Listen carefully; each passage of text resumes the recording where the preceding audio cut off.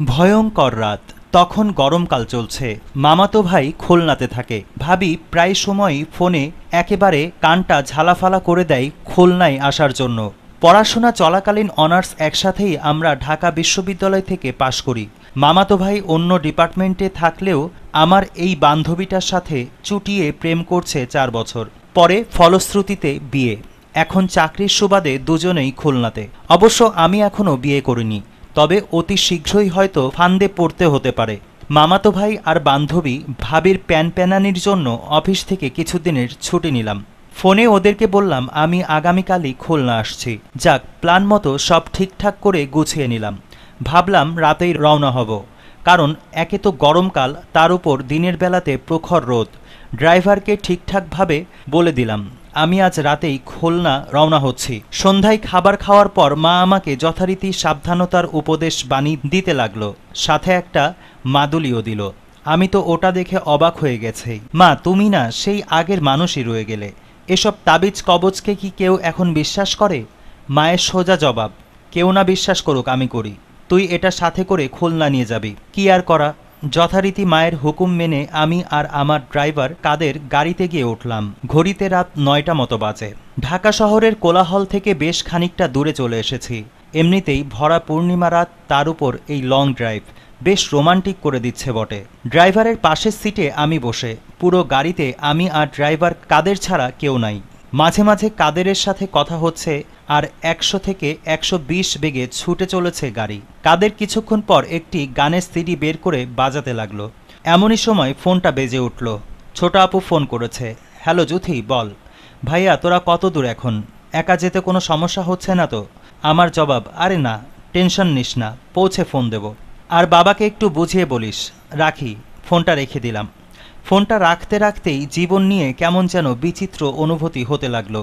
ছুটে চলা জীবনের গাড়ির শোষ শব্দে নচিকেতার গানটার মতো মনে হলো, রাত বলে যায় যায় ডাক দিয়ে যায়। চোখের পাতায় যেন কত কিছুই ভেসে উঠছে। শোষ করে ছুটে চলেছে গাড়ি, আর জ্যোৎস্না ছড়াচ্ছে চাঁদ। রাত 11টা মতো বাজতে বাজতেই কাদের বলে উঠল, স্যার, আমরা এখন ফেরি পার হব। টাকা পয়সার হিসাব চুকিয়ে দিয়েই কিছুক্ষণের মধ্যেই আমরা ফেরিতে উঠলাম। কিছু সময় পরে ফেরিটা গাড়িতে ভরলে আস্তে আস্তে টার্ন করলো। তারপর এক সময় মাঝ নদীতে জ্যোৎস্না ভরা চাঁদনি রাতে এই নদীর পানি যেন অপরূপ রূপের শোভা ছড়াতে লাগলো। কাদের বলল, স্যার দেখছেন কত সুন্দর লাগছে চাঁদ আর নদীর পানির ঢেউগুলোকে। আমরা ফেরি পার হয়ে গেছি। আবারও হাইওয়েতে ছুটতে শুরু করেছে আমাদের গাড়ি। কিছু দূর পরপর একটি দুটি গাড়ির হেডলাইট দেখা যাচ্ছে।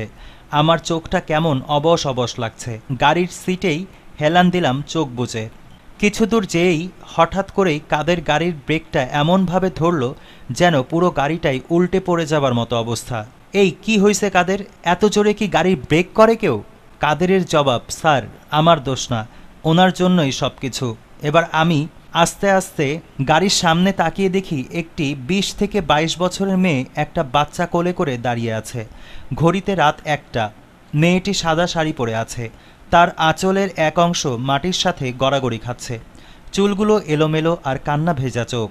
আমি গাড়ির দরজাটা খুলে নিচে নেমে বললাম, কি ব্যাপার, আপনি হঠাৎ করে একটা বাচ্চা কোলে করে আমার গাড়ির সামনে আসলেন কেন? মেয়েটি কান্না জড়ানো কণ্ঠে বলে উঠল, স্যার আমাকে বাঁচান, আমার স্বামী নয়তো আমাকে আর আমার বাচ্চাকে মেরে ফেলবে। আমি কোনো মতে বাড়ি থেকে পালিয়ে এসেছি। সামনেই আমার বাবার বাড়ি। আপনি দয়া করে আমাকে একটু আপনার গাড়িতে নিয়ে চলুন।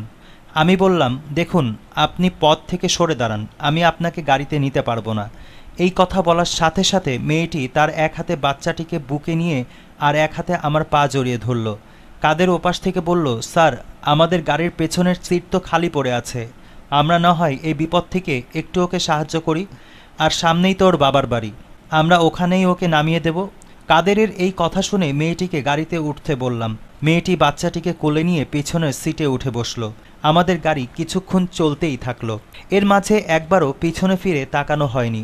হঠাৎ করেই মনে হলো মেয়েটি তো কিছু দূর পরই নামতে চেয়েছিল। আমি গাড়ির মিররের দিকে চেয়ে দেখার চেষ্টা করলাম মেয়েটির কি অবস্থা দেখার জন্য, কিন্তু আয়নার ভেতরে তো কোনো কিছুই দেখা যায় না। আমি একটু ভালোভাবে আয়নার দিকে চোখ দিলাম। দেখলাম দুটো লাল চোখ দেখা যায়। কিছুক্ষণ পর দেখি মেয়েটি তার কোলের বাচ্চাটাকে মাথা নিচের দিকে দিয়ে ধরে আছে।